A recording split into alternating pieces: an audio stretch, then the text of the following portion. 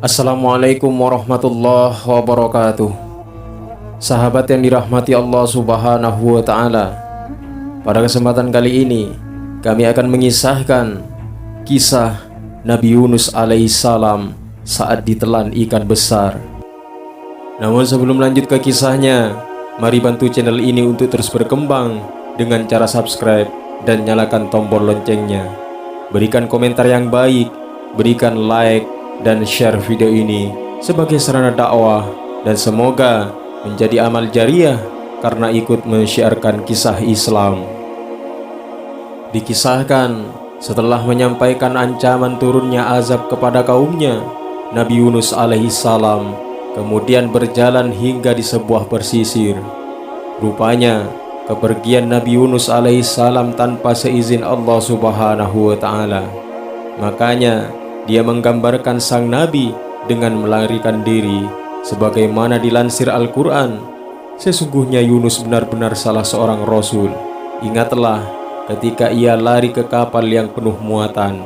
Al-Quran Surat As-Saffat ayat 139-140.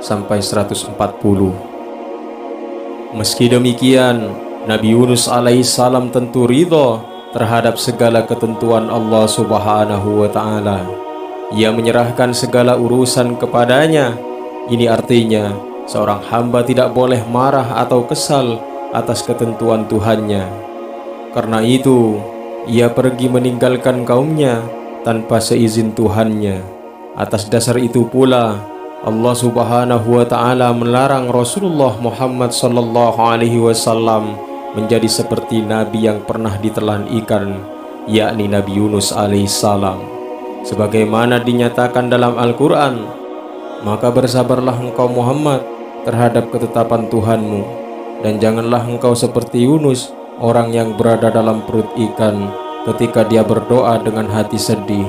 Al-Quran Surat Al-Qalam ayat 48. Setibanya di pantai, Nabi Yunus alaihissalam bertemu sekelompok orang yang berada di kapal. Karena mengenali sang Nabi, mereka pun membawanya. Namun setelah beberapa saat berlayar, kapal yang ditumpangi sang Nabi mendadak berhenti dan tak bisa melanjutkan perjalanan. Aneh sungguh aneh, sebab kapal-kapal yang ada di kiri kanannya tetap berlayar seperti biasa. Sementara kapal yang ditumpangi Nabi Yunus alaihissalam hanya terombang-ambing di atas air, tak berjalan sedikit pun. Sebahagian riwayat mengatakan kapal diterpa guncangan hebat sehingga mereka takut bila kapal tenggelam. Namun Nabi Yunus alaihissalam menyadari jika diamnya kapal akibat keberadaan dirinya. Disampaikanlah kepada para awak kapal bahwa kapal tersebut tak mau bergerak karena ditumpangi seorang hamba yang lari dari Tuhannya. Ingatlah ketika ia lari ke kapal yang penuh muatan.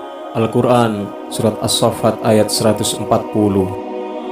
Karenanya kapal tidak akan berjalan selama hamba tersebut berada di atasnya, sehingga ia harus dilemparkan ke tengah lautan agar kapal bisa kembali berlayar seperti kapal lainnya.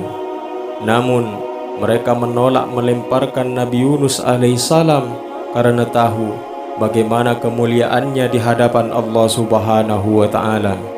Walaupun bagaimanapun ia seorang nabinya. Pada akhirnya Nabi Yunus alaihissalam menawarkan jalan keluar. Coba adakanlah undian di tengah kalian. Siapa nama yang keluar dari undian, dialah yang harus terlempar ke lautan. Kemudian dilaksanakanlah undian dan hasilnya adalah Nabi Yunus alaihissalam. Namun mereka enggan melemparkannya. Lalu mereka kembali mencoba untuk kedua kalinya, hingga ketiga kalinya hasilnya pun tetap sama. Undian jatuh kepada Nabi Yunus alaihissalam. Sungguh kehendak Allah Subhanahu wa Ta'ala, sebagaimana firman-Nya. Kemudian Yunus ikut undian dan dia termasuk orang-orang yang kalah dalam undian itu. Al-Quran Surat As-Saffat ayat 141. Begitu mengetahui hasil undian, Nabi Yunus alaihissalam tak ragu menghempaskan diri ke lautan. Namun belum juga menyentuh air, tubuh Nabi Yunus alaihissalam sudah lebih dulu disambar ikan besar, sehingga para penumpang lain pun yakin bahwa sang Nabi tidak akan selamat dari kematian. Sebagaimana dilansir dalam Al-Quran, maka ia ditelan oleh ikan besar dalam keadaan tercela. Al-Quran Surat As-Saffat ayat 141.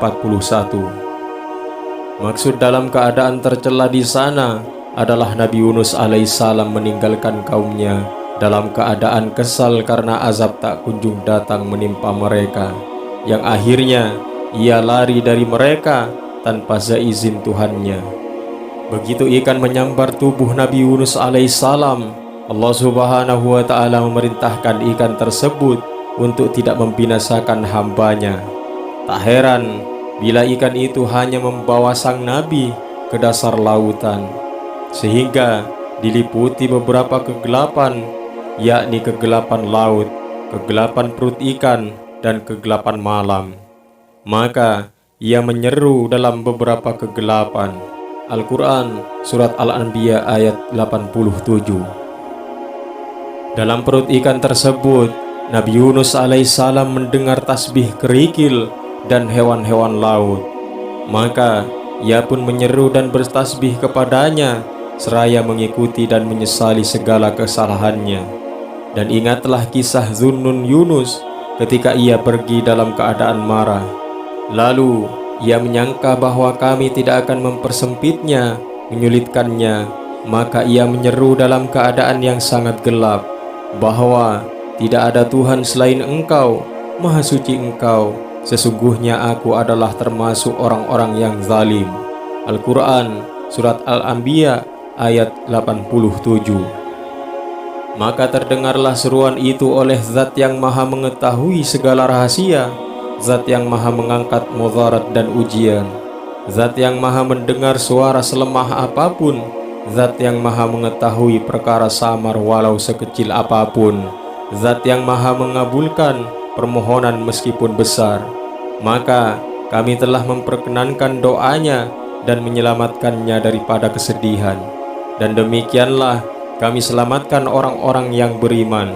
Al-Quran Surat Al-Anbiya ayat 88. Andai bukan karena tasbih dan taubatnya kepada Allah, niscaya ia sudah hancur dalam perut ikan dan tinggal menunggu hari kebangkitan.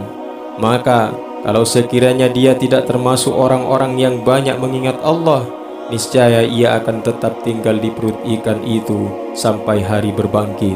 Al-Quran Surat As-Saffat ayat 143-144. Setelah Nabi Yunus alaihissalam berdoa, Allah memerintahkan ikan tersebut untuk memuntahkannya di tempat yang diperintahkannya.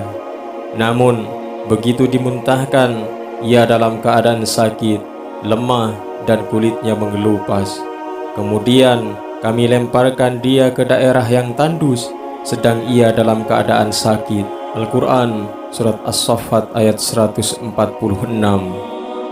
Rasulullah Shallallahu Alaihi Wasallam menyerupakan kulit Nabi Yunus alaihissalam yang mengelupas akibat gesekan yang dialaminya selama dalam pencernaan ikan, seperti tubuh burung yang baru dicabut bulunya, nyaris tak ada bulu sedikit pun.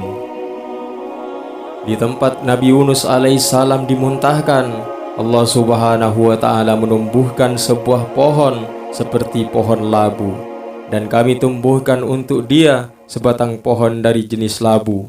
Al-Quran Surat As-Saffat ayat 146. Dikabarkan oleh Rasulullah Sallallahu Alaihi Wasallam bahwa Nabi Yunus alaihissalam berlindung di bawah pohon labu tersebut. Ia memakan buahnya, namun selang beberapa lama tumbuhan itu pun kering. Ia pun menangis hingga Allah Subhanahu wa ta'ala menurunkan wahyu sekaligus memberikan teguran kepadanya. Engkau menangis karena pohon itu, bukan menangisi 100.000 orang yang hendak engkau binasakan.